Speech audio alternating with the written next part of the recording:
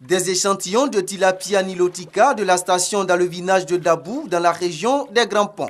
Au nombre de 1500, ces poissons à croissance rapide ont survécu grâce à la nappe phréatique de la lagune et de l'eau de pluie. La pompe de surface devant alimenter les étangs d'élevage et les bassins de reproduction étant en panne. Une situation qui perturbe le bon fonctionnement de cette station d'élevage de poissons. Avec la panne de la station de pompage, nous perdons 30 000 alevins mensuellement. Conscient des dangers liés au manque de reproduction des poissons, le ministère des Ressources animales et halieutiques a entrepris des travaux de réhabilitation de la station d'alevinage de Dabou. À Jacquesville, les ouvriers de la station d'alevinage assainissent l'environnement des bacs circulaires, lieu de reproduction des mâchoirons et silures. Ils sont asséchés parce que l'électropompe qui les alimente est aussi hors d'usage.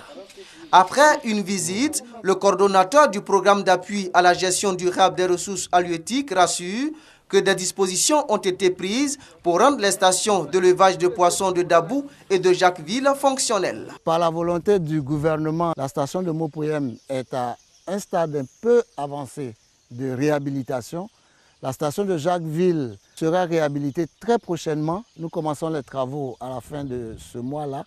Et nous estimons que d'ici 2 mois, nous devons pouvoir mettre les 2 stations à leur niveau de production maximale. Quand ils seront opérationnels, les bacs circulaires d'alevinage et de reproduction de Jacquesville vont accueillir une grande quantité d'alevins et de géniteurs. Nous avons une écloserie qui a une capacité de 8 bacs circulaires et donc nous pouvons accueillir 200 géniteurs. Et donc au total, nous avons une capacité de production d'alevins de 1 million. Qu'il s'agisse des silures ou des mâchoirons. Les poissons issus des stations d'élevage seront mis à la disposition des aquaculteurs privés.